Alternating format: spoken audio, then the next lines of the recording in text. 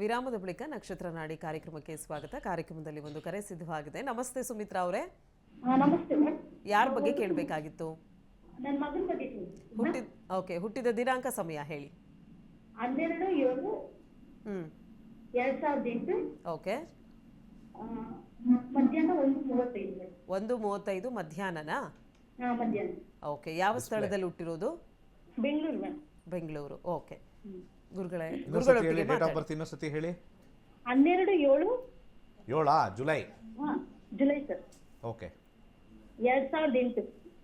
ಸರಿ. ಈಗೇನು ಎಜುಕೇಶನ್ ಬಗ್ಗೆ sir? Second PUC first PUC ಇದ್ದಾರಾ? First PUC sir. Okay. Education Shani ಕೇಳಿದ್ದೀರಾ? 8, 9, 12 ಬರ್ತಾ ಇದೆ. ಸೈನ್ಸ್ ಕೊಡ್ಸಿದ್ದೀರಾ? ಇಲ್ಲ ಸರ್, ಅವನು ಹ್ಯುಮ್ಯಾನಿಟೀಸ್ ಅಂತ ತಗೊಂಡಿದ್ದಾನೆ. ನಾವು ತಮಿಳ್ನಾಡು ಸೈಡು, ಇಲ್ಲಿ ಹ್ಯುಮ್ಯಾನಿಟೀಸ್ CBSE ಓದಿರೋದು. ಹ್ಯುಮ್ಯಾನಿಟೀಸ್ ತಗೊಂಡಿದ್ದಾನೆ. ಏನಂತ? Humanities sir. Sociology, legal study, political science. Okay. ಒಂದೊಂದು ಏರಿಯಾ, ಒಂದೊಂದು ಊರಲ್ಲಿ ಒಂದೊಂದು ಸಿಸ್ಟಮ್. ಓಕೆ, ಆಯ್ತು.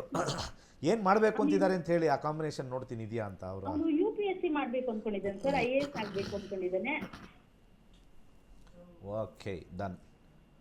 ಜಾಬಲ್ಲಿ ಆ ಕಾಂಬಿನೇಷನ್ ಇದೆಯಾ ನೋಡೋಣ. 10 ಎಸ್, ಸ್ವಲ್ಪ ಮಟ್ಟಿಗೆ ಇದೆ ಡೆಫಿನೆಟ್ಲಿ. ಶನಿ ಎಲ್ಲಿವರೆಗೂ ಇದೆ? 2043ವರೆಗೂ ಇದೆ. ಎಸ್. ಅದಾದಮೇಲೆ ಎಷ್ಟು ಕಡೆ ನಾವು 10ನೇ ಮನೆ ಅಧಿಕಾರದ ಗ್ರಹಗಳು ಎಷ್ಟೆಷ್ಟು ಬರುತ್ತೆ ಅಂತ ನೋಡೋಣ. 1, 2, 3, 4, 5, 6 ಕಡೆ. ಸೂರ್ಯನಲ್ಲಿ 9, ಚಂದ್ರನಲ್ಲಿ 1 ಬಾರು 10. ಸಕ್ಸಸ್ ಇದೆ, ಮಾಡ್ಬೋದು. ಡೆಫಿನೆಟ್ಲಿ ಸಕ್ಸಸ್ ಇದೆ. ತುಂಬ ಕಡೆ 10ನೇ ಮನೆ ಬರ್ತಾ ಇದೆ. 10ನೇ ಮನೆ ಬಂದರೆ ಮಾತ್ರ IAS. ಇಲ್ಲ ಅಂದರೆ IAS ಮಾಡಿ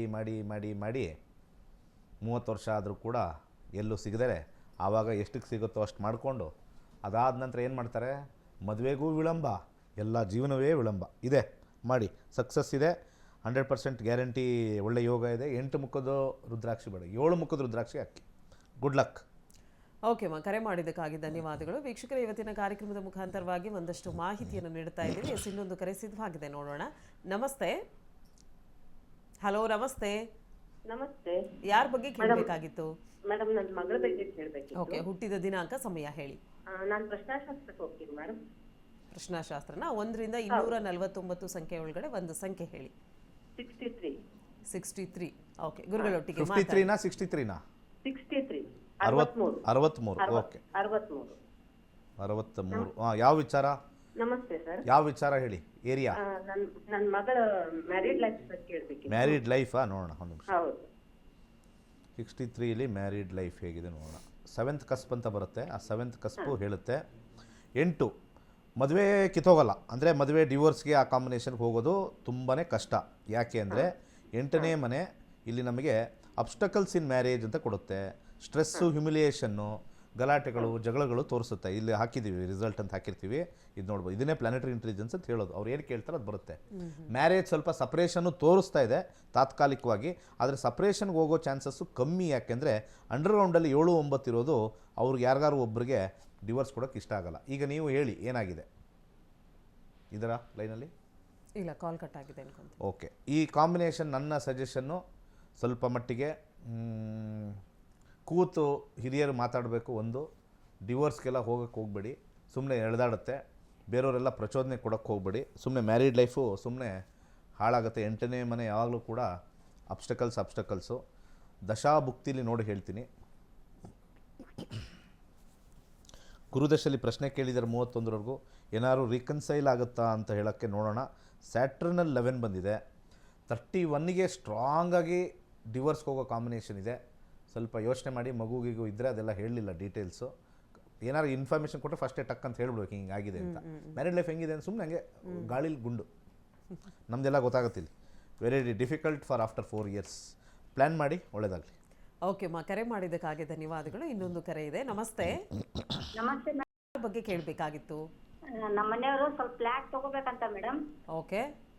ಅದು ಈಗ ನಿಮ್ಮ ಮನೆಯವರದ್ದು ಹುಟ್ಟಿದ ದಿನಾಂಕ ಸಮಯ ಇದೆಯಾ? ಇಲ್ಲ ಮೇಡಮ್, ಪ್ರಶ್ನೆಶಾಸ್ತ್ರ. ಓಕೆ. 1ರಿಂದ 249 ಒಳಗಡೆ ಒಂದು ಸಂಖ್ಯೆ ಹೇಳಿ. 23 ಮೇಡಮ್. 23. ಓಕೆ. ಯಾವ ವಿಚಾರ? ಆಸ್ತಿ. ಓಕೆ. ನಮಸ್ಕಾರ. ಫ್ಲಾಟ್ ತಗೋಬೇಕಂತಾರೆ ಮೇಡಮ್. ಆಯ್ತು ಹೇಳ್ತೀನಿ. ಪ್ರಾಪರ್ಟಿ ಮತ್ತು ವಿಚಾರದಲ್ಲಿ ಇಲ್ಲಿ ನಮಗೆ ಗೊತ್ತಾಗುತ್ತೆ. ಶನಿ ಶುಕ್ರ ಖಂಡಿತ ತೊಗೊಳ್ತಾರಲ್ಲ, ಏನು ತೊಂದರೆ ಇಲ್ಲ. 11ನೇ ಮನೆ ಲಾಭದ ಮನೆ ಬಂದಿದೆ. ಟ್ರೀಯಲ್ಲಿ 11, ಫ್ರೂಟಲ್ಲಿ ತಕರಾರೇನಿರಲ್ಲ. ಯಾವ ತಕರಾರು ಕಾಂಬಿನೇಷನ್ ಬಂದಿಲ್ಲ. 6, 8, 12 ಬಂದರೆ ತಕರಾರು, ಒಂದು ತಕರಾರಿಲ್ಲ ನೋಡಿ. Signifies good house, good education, gain in house ಎಲ್ಲನೂ ಇದೆ. ಬೆನಿಫಿಟ್ ಫ್ರಮ್ ಮದರ್ ಎಲ್ಲನೂ ಇದೆ. ಫಸ್ಟ್ ಕ್ಲಾಸ್ ಆಗಿದೆ. Why are you varying?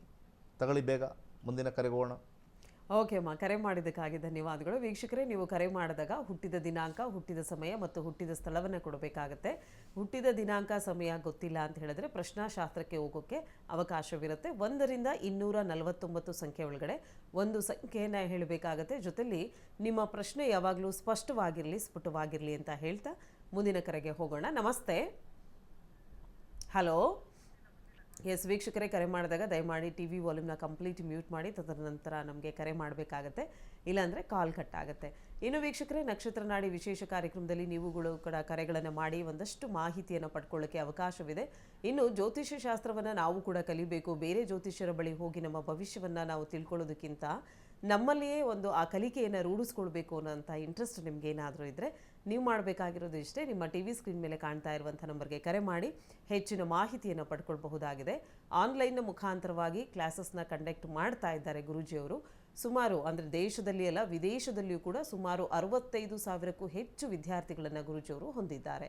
S, ಇದ್ರ ಬಗ್ಗೆ ಡೀಟೇಲ್ ಇನ್ಫಾರ್ಮೇಷನ್ ಬೇಕು ಅನ್ನೋದಾದರೆ ನಿಮ್ಮ ಟಿ ವಿ ಸ್ಕ್ರೀನ್ ಮೇಲೆ ಕಾಣ್ತಾ ಇರುವಂಥ ನಂಬರ್ಗೆ ಕನೆಕ್ಟ್ ಆಗಬೇಕಾಗತ್ತೆ ಅಂತ ಹೇಳ್ತಾ ಕಾರ್ಯಕ್ರಮದಲ್ಲಿ ಇನ್ನೊಂದು ಕರೆ ಇದೆ, ನೋಡೋಣ. ಹಲೋ.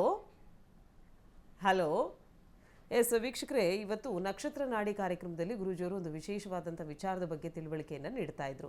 ಏನು ಅಂತ ಹೇಳಿದ್ರೆ ಗಣಕೂಟದ ಬಗ್ಗೆ ತಿಳಿಸ್ಕೊಡ್ತೀನಿ ಅಂತ ಹೇಳಿದ್ರು. ಮದುವೆ ವಿಚಾರ ಅಂತ ಬಂದರೆ ನಾವು ಜ್ಯೋತಿಷ್ಯರ ಬಳಿ ಹೋಗ್ತೀವಿ, ಗಣಕೂಟಗಳನ್ನು ಅವರು ನೋಡ್ತಾರೆ. ಇನ್ ಕೇಸ್ ಆ ಗಣಕೂಟದಲ್ಲಿ ಏನಾದರೂ ವ್ಯತ್ಯಾಸವಾದರೆ ಮದುವೆ ವಿಳಂಬ ಆಗುವಂಥ ಚಾನ್ಸಸ್ಸು ಅಥವಾ ಮ್ಯಾಚ್ ಆಗಲ್ಲ ಅನ್ನುವಂಥದ್ದು ಹೇಳ್ತಾರೆ. ಹಾಗಿದ್ರೆ ನಿಜವಾಗ್ಲೂ ಗಣಕೂಟ ಅಂದರೆ ಏನು? ಸೊ ಇದ್ರ ಬಗ್ಗೆ ಒಂದಷ್ಟು ವಿಚಾರವನ್ನು ತಿಳ್ಕೊಳ್ಳೋಣ ಗುರುಗಳೇ, ಇದ್ರ ಕುರಿತಾಗಿ. ಮದುವೆ ವಿಚಾರದಲ್ಲಿ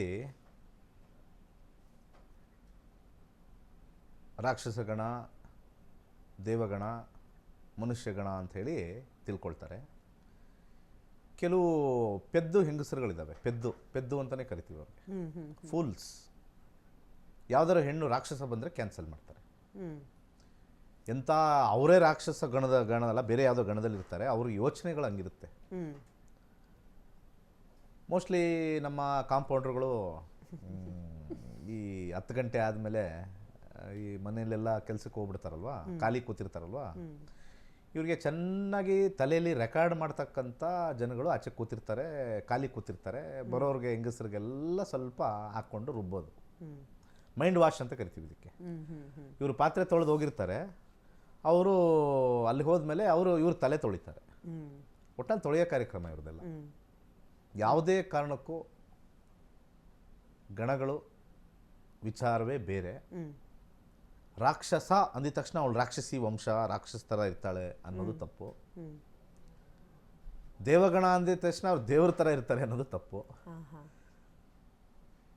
ಮನುಷ್ಯನಲ್ಲೂ ಕೂಡ ರಾಕ್ಷಸತನ ಇರುತ್ತೆ, ರಾಕ್ಷಸದಲ್ಲೂ ಕೂಡ ದೇವತೆಗಳ ಮನಸ್ಥಿತಿ ಇರುತ್ತೆ, ದೇವತೆಗಳಲ್ಲೂ ಕೂಡ, ದೇವಗಣದಲ್ಲೂ ಕೂಡ ರಾಕ್ಷಸನ ಮನಸ್ಥಿತಿ ಇರುತ್ತೆ. ರಾಂಗ್. ತುಂಬ ಇಂಪಾರ್ಟೆಂಟ್ ಇನ್ಫಾರ್ಮೇಷನ್ ಇದೆ, ಎಲ್ಲ ತಿಳ್ಕೋಬೇಕು. ನಮ್ಮ ವೃತ್ತಿಯಲ್ಲಿ 3 ಥರ ಇರುತ್ತೆ. ಒಂದು ಅತಿ ಶ್ರಮದ ಕೆಲಸ, ಅಗ್ರಿಕಲ್ಚರು. ನಮಗೆ ಕೆಲವರೆಲ್ಲ ಮನೆಗೆ ಬಂದು ಪಾತ್ರೆ ತೊಳ್ಕೊಟ್ಟು ಬಟ್ಟೆ ಒಗ್ಕೊಟ್ಟು ಹೋಗ್ತಕ್ಕಂಥವ್ರು, ಹಾಗೆ ಗಾರ್ಡನ್ ಮಾಡ್ತಕ್ಕಂಥವ್ರು, ಮತ್ತು ದೊಡ್ಡ ದೊಡ್ಡ ಪದಾರ್ಥಗಳನ್ನ ಎತ್ತಿ ಇಡ್ತಕ್ಕಂಥವ್ರು. ಅಲ್ಲಿ ಮೈಂಡ್ ಕೆಲಸ ಇರಲ್ಲ, ಬರೀ ದೇಹದ ಕೆಲಸ, ದೇಹದ ಶ್ರಮ. ಇದನ್ನು ರಾಕ್ಷಸ ಗಣಕ್ಕೆ ಹೋಲಿಸಿದ್ದಾರೆ.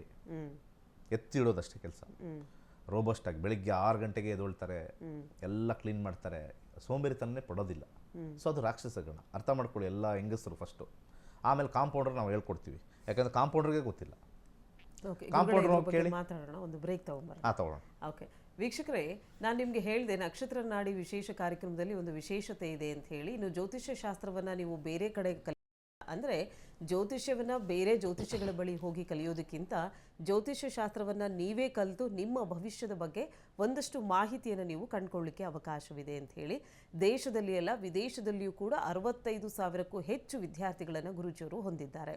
PhD ಅಂದರೆ ಡಾಕ್ಟರೇಟ್ ಪದವಿಯನ್ನು ಪಡೆದಂಥ ವಿದ್ಯಾರ್ಥಿಗಳು ಗುರೂಜಿಗಳ ಬಗ್ಗೆ ಹಾಗೆ ಕ್ಲಾಸಸ್ನ ಕುರಿತಾಗಿ ಒಂದು ವಿಚಾರವನ್ನು ನಮ್ಮೊಟ್ಟಿಗೆ ಹಂಚಿಕೊಂಡಿದ್ದಾರೆ. ಈಗ ಒಂದು ವಿಟಿ ನೋಡ್ಕೊಂಡು ಬರೋಣ. ಎಲ್ರಿಗೂ ನಮಸ್ಕಾರ. ನನ್ನ ಹೆಸರು ಕಾವ್ಯ ಅಂತ. ನಾನು ಧಾರವಾಡದಿಂದ ಬಂದೀನಿ. ನಮ್ಮ ದಿನೇಶ್ ಗುರುಗಳಿಗೆ ನಾನು ಮೊದಲನೇ ಬಾರಿಗೆ ಧನ್ಯವಾದಗಳನ್ನ ಹೇಳಬೇಕು. ಯಾಕಂದರೆ ನಾನು 3 ವರ್ಷದಿಂದ ಈಗ ಜ್ಯೋತಿಷ್ಯ ಕಲಿತಾ ಇದ್ದೀನಿ. ಈಗ 7th ವೇದಿಕೆ ಕಲಿತಾ ಇದ್ದೀನಿ ಈಗ ಪ್ರೆಸೆಂಟ್.